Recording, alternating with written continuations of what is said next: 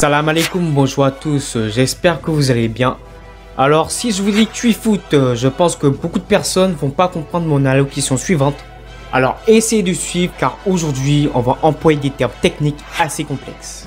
Je vais essayer de vulgariser pour votre compréhension.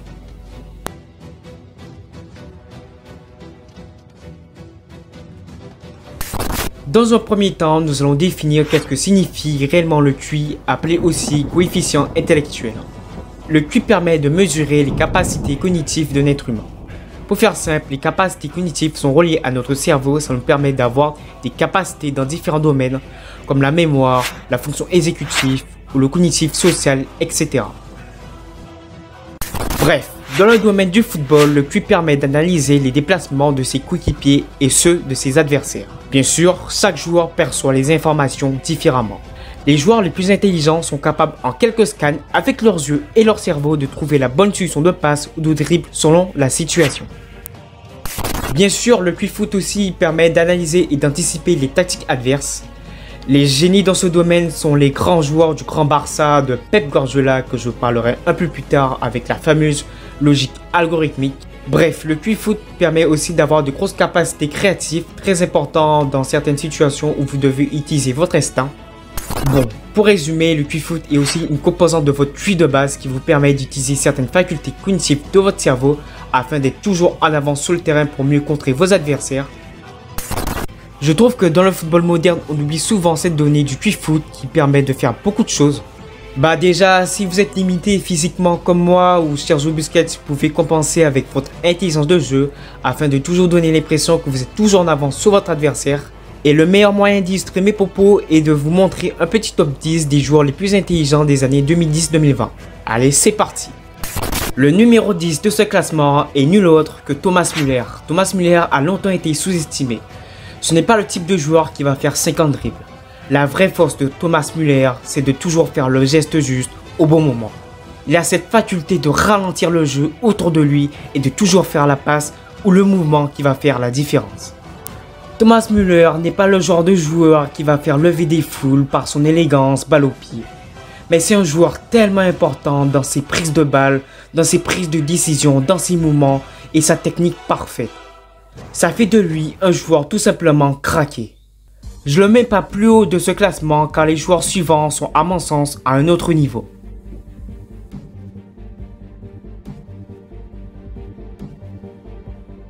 Gundogan est un monstre d'intelligence de jeu, lui aussi un peu sous-coté. Je l'ai mis devant Thomas Müller car pour moi il est beaucoup plus varié dans sa capacité à faire des différences. Il semble avoir un temps d'avance sous ses adversaires, il ressemble un peu à Sergio Busquets dans certains aspects.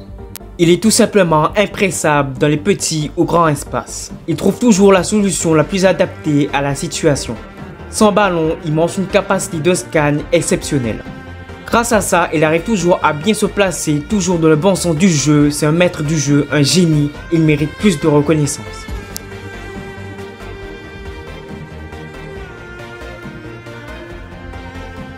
Toni Kroos, un véritable maestro du ballon.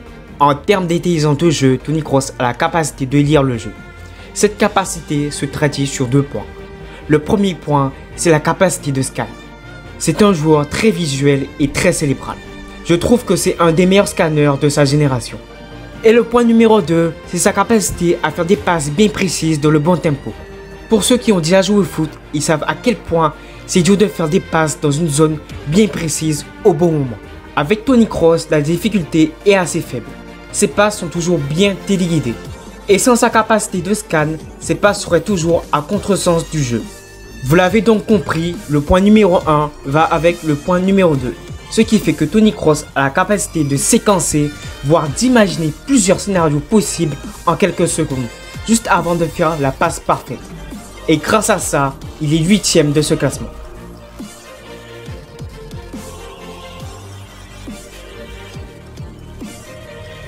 Pour le coup, Xabi Alonso ressemble beaucoup à Toni Kroos. Tout ce que j'avais dit précédemment vaut aussi pour lui.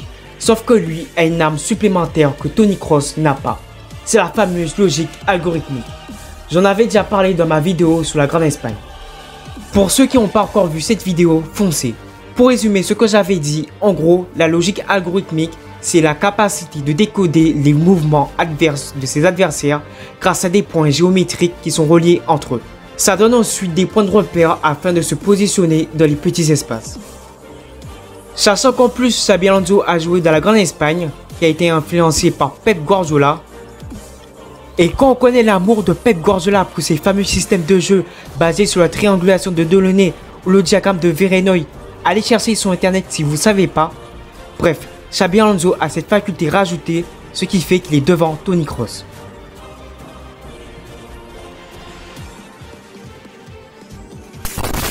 J'ai longtemps hésité avec le 5e, mais j'ai décidé de mettre Modric à la 6e position. Vous allez comprendre pourquoi après. Modric est un véritable génie. Ce qui le démarque des autres joueurs cités précédemment, c'est sa capacité créative.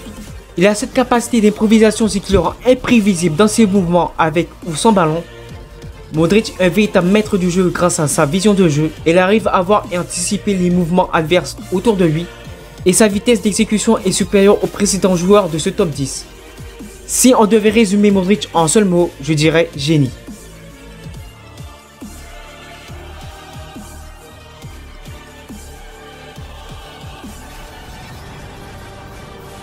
Le numéro 5, c'est Karim Benzema. Bon, plus la peine de le présenter. On connaît tous le joueur. Aujourd'hui, on va se pencher sur ses qualités cérébrales.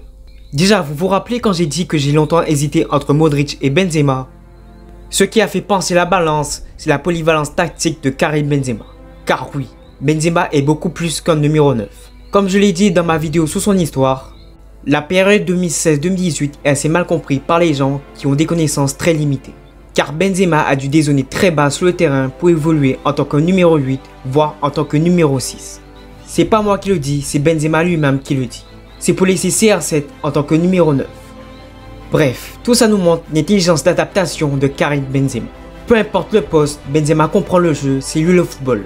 C'est un véritable ordinateur qui analyse constamment la position du ballon par rapport au joueur. Bref, Benzema est juste un monstre d'intelligence.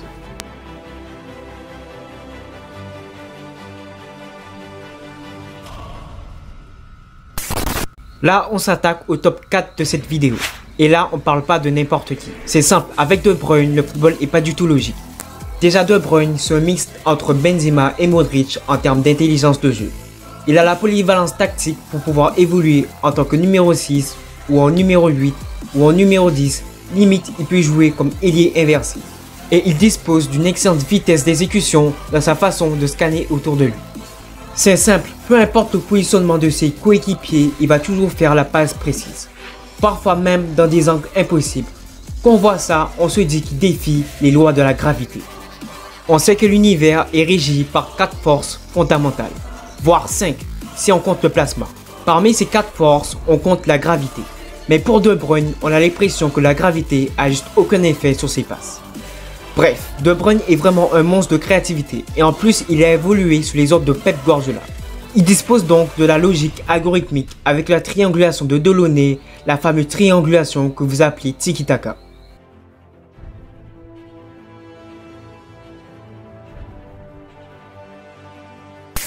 Tiens, en parlant de logique algorithmique et de triangulation de Delaunay, il est temps de présenter un duo qu'on ne présente plus, Xavi et Iniesta. J'ai décidé de les mettre 3e ex aequo car on ne peut les dissocier. On parle quand même de deux cerveaux.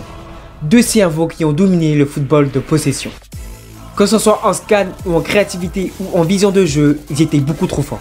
C'est simple, ils ont compris que le football était des formes géométriques qui se relient entre eux. Ainsi, grâce à la triangulation de Delaunay, ils pouvaient facilement contrôler le terrain dans les petits espaces afin de créer de la permutation constante. En gros, ils suivaient la fameuse logique algorithmique que leur cerveau et leurs yeux étaient capables de percevoir. Bref, deux cerveaux qui méritent bien leur 3e place.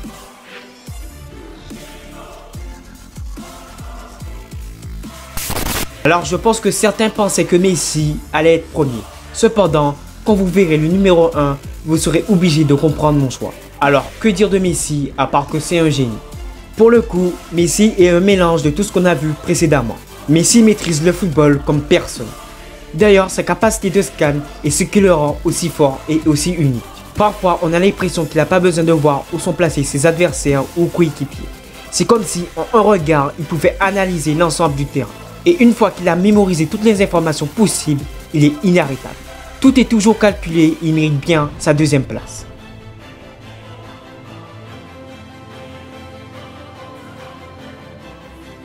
Et le numéro 1, c'est bien sûr Monsieur Sergio Busquets. Alors lui, c'est vraiment la définition même de l'intelligence. C'est d'ailleurs mon top 3 des joueurs préférés, parce qu'il ressemble beaucoup à moi. Il compense son détriment physique par son cerveau. Sergio Busquets est vraiment un joueur qui voit tout à l'avance. Peu importe le nombre d'adversaires autour de lui, il peut tout anticiper et faire le dribble ou la passe juste qui va dans le sens du jeu. Mais le plus impressionnant, c'est qu'il le fait sans avoir aucune pression. C'est comme s'il pouvait savoir à l'avance ce qu'il allait se passer. Cependant, tout ça a une explication. Déjà, il a évolué avec Pep Guardiola. Du coup, il a dû développer sa propre logique algorithmique qui lui permet de comprendre et d'anticiper les mouvements du ballon et des joueurs sur le terrain. Il a dû vraiment travailler sur ce point afin de compenser son déficit physique. Donc oui, Sergio Busquets est le joueur avec le QI foot le plus élevé des années 2010-2023 et nous n'oublierons jamais.